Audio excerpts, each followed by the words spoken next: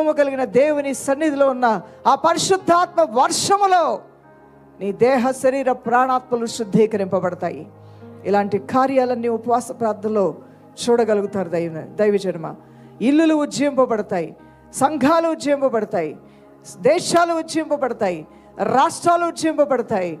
భక్తులైన మనం చేసే ఈ ప్రార్థనల ద్వారా దేశంలో రాష్ట్రంలో ఉన్న దుష్టత్వాలు, పాపము, కీడు అనేది నెమ్మదిగా తొలగిపోవటం అనేది మనం చూడగలుగుతాం.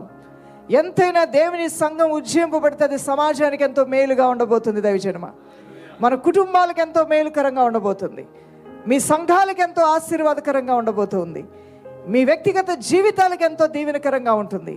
ఒక్క మాటలో చెప్పాలంటే మనం వెళ్ళే ప్రతి స్థలంలోనికి మన దేవుడు వచ్చి మనల్ని దీవించడం ప్రారంభిస్తాడు. చప్పలు కొడుతూ ప్రభునామానికి మహిమ చెల్లిద్దాం. మనం వెళ్ళే ప్రతి స్థలంలోనికి ప్రభు యొక్క సన్నిధి వచ్చి మనల్ని బలపరచడం మనం చూడగలుగుతాం. ప్రతికూలంగా ఎదురెదుతున్నామేమో,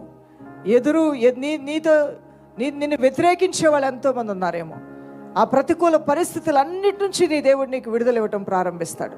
ఆ ప్రతికూల పరిస్థితుల నుంచి నీకు విడుదల కావాలంటే యేసుక్రీస్తు ప్రభు అనే రక్షకుడుగా నీవు అంగీకరించి, నీవు హృదయంలో ఆయన అంగీకరిస్తూ నీ జన్మ కర్మ పాపముల కొరకు రక్తము కాచి ప్రాణం పెట్టి నీ పాపములు క్షమించిన ఏకైక దేవుడు, ఆ సర్వశక్తుల దేవుడు, సర్వోన్నతుడైన ఆ మహిమోన్నతమైన దేవుడు యేసు దేవుడని నీ హృదయంలో నువ్వు అంగీకరించి నీ నోటితో నువ్వు ఒప్పుకొని ప్రార్థన చేసి పశ్చాత్తాపడినట్లయితే ఆ రక్షణ ఎంట్రన్స్ టికెట్ అన్నాం కదా, ఆ రక్షణలో నుండి అన్ని మేలులు నీ జీవితంలో నువ్వు చూడటం ప్రారంభిస్తావు.